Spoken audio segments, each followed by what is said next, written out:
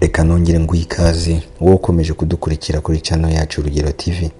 Ndizera ko wibereye mu rugo ukomeje kuzirikana amabwiriza yo kwirinda coronavirus.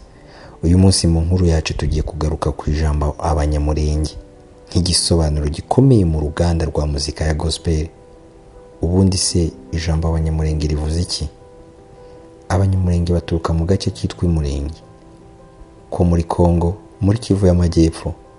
Niho iryo jambo abanyamurenge rikomoka, bikaba bivuze abakomoka Imurenge. Muranyemerera sindi bujye kwinjira mu bindi bijyanye no kuba ari abanyarwanda cyangwa abakongomani, kuko intego yanjye nyamukuru muri iki kiganiro ari ukubereka uruhare rukomeye abatwita abanyamurenge bagize muri muzika ya gospel mu Rwanda.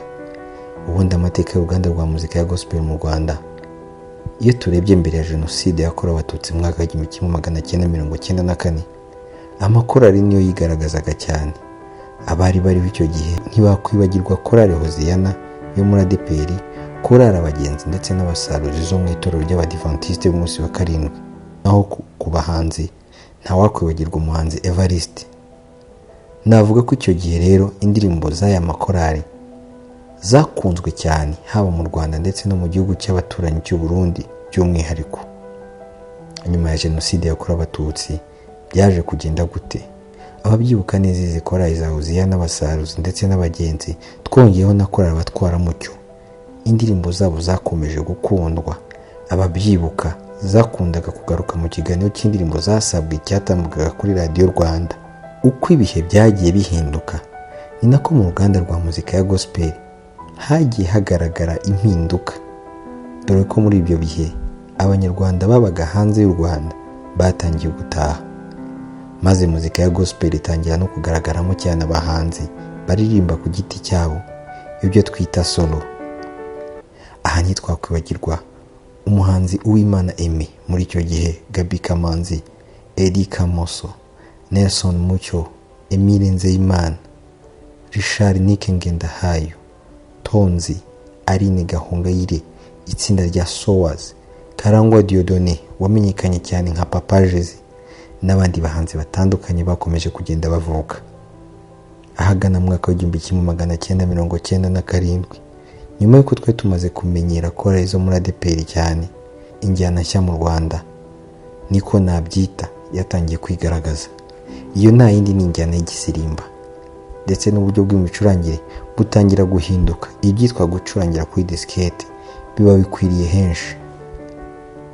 Abazi by'umuziki muri icyo gihe muribuka Come to Jesus Ministries, Rehoboth Ministries, Musingi Choir, Alarme Ministries, Yuzea Ministries. Indirimbo z'aya matsinda zatangiye gukoreshwa mu makorali yo mu bigo by'amashuri ya za segonderi, ndetse biza kugera no mu makorali yo mu nsengero. Izo mpinduka zose zari zizanywe n'abo twita abanyamurenge. Kuva icyo gihe kugeza uyu munsi, usibye korali ya Ambassadors yo mu Adventiste b'umunsi wa karindwi, niyo korali kuva yatangira kumenyekana kugeza uyu munsi itarigeze ifata cyangwa se yandura injyana nshya yarije. Gusa nabo sinareka kuvuga ko kugeza ubu bakunze gukoresha diskete. Ibi ndagira ngo muyumve neza. Amakorali cyane cyane muri ADPR yakomeje gukora, ariko muzika yawo yaje kwinjiramo injyana cyane yabo dukunze kwita abanyamurenge. Muri ibyo bihe turibuka za korali nka Bethlehem, Beteli, korali Impuhwe n'izindi. Uko ibihe byahindukaga niko n'ubushobozi bwatangiye kugenda buboneka. Duhereye mu makorali ya ADPR, baba bazanye muzika iri full live. Aha nta wakwibagirwa korali Riba n'izindi korali muri icyo gihe zatangiye kwigaragaza. Ariko injyana y'igisirimba, kubera kuzana ibyo byuma, iza kuvamo injyana ya Sebeni, kubera ko hari hatangiye kuboneka icyitwa full live. Reka ngaruka impamvu nyamukuru abo twita abanyamurenge basobanura ikintu gikomeye muri muzika ya gospel mu Rwanda. Usibye iyo mpamvu ntanze hejuru y'injyana ndetse no gucurangisha diskete byahinduye byinshi mu muziki wa gospel hano mu Rwanda, indi mpamvu navuga nuko indirimbo z'amatsinda ahanini nagizwe n'abaturuka Imurenge, nubwo ntavuga ko bose 100% ari abaturuka iriya.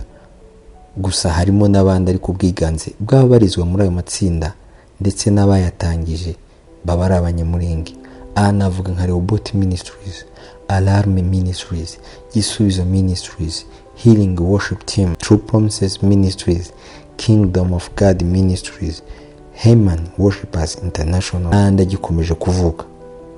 Ugeze mu nsengero zacu hirya no hino mu Rwanda uzasanga indirimbo z'aya matsinda arizo zikunze kwiganza cyane mu mwanya wo guhimbaza Imana. Ikindi kigaragaza ko abatwita abanyamurenge bafashe runini mu ruganda rwa muzika ya gospel nuko mu bihembo bya Groove Awards mu myaka isaga 7 imaze iba hano muri iki gihugu uzasanga indirimbo zabo arizo zikunze gutwara ibihembo cyangwa amakorari cyangwa abahanzi babo bakaza kwisonga rero mu kwikubira ibihembo bya Groove Awards. Abahanzi baturuka muri aka gace k'Umurenge cyangwa ababyeyi babo bakomokayo nabo sinabura kuvuga ko ari bamwe mu bahanzi bafatiye runini uru ruganda rwa muzika ya gospel. Ninde wahakana uruhare rwa Israel Mbonyi, Gentil Misigaro, Adrien Misigaro, Gentil Bigizi, Liliane Kabaganza, Prosper Nkomezi, Janvier Muhoza, Ben na Chance, James na Daniela, Zebedayo Family n'abandi benshi. Hari uwahakana ko indirimbo zabo zidakunzwe na benshi? Kugira ngo bigufashe neza kumva ibyo ndimo ndavuga, genda usure YouTube z'aya makorari yose nkubwiye n'izaba bahanzi, urebe indirimbo zabo uburyo zisurwa ku umunsi ku wundi, urabasha kwemera ko ibyo ndimo ndakubwira ari ukuri.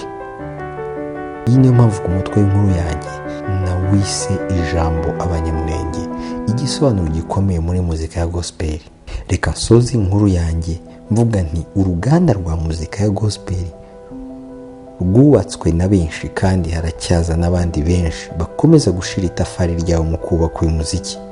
Ariko kugeza ubu mu makorari cyane kugira ngo korari yubake umuziki mwiza uri ku rwego rwatuma yamamara, yigira ku makorari yaba twita abanyamurenge. Abatunganya muzika tuzi nk'aba producers bakubwira ko iyo bakoreye umuhanzi cyangwa korari yaba twita abanyamurenge indirimbo zabo zikamamara, baba bafite amahirwe yo kubona izindi korari cyangwa abahanzi baza babasanga babasaba ko bakorera nk'uko bakoreye izo korari cyangwa abo bahanzi. Cyakoza ngo nta byera ngo de, zimwe muri izi korari zirashinjwa guhindura umuziki w'umwimerere zatangiranye nawo zikigana muzika y'Abanyafurika y'Epfo.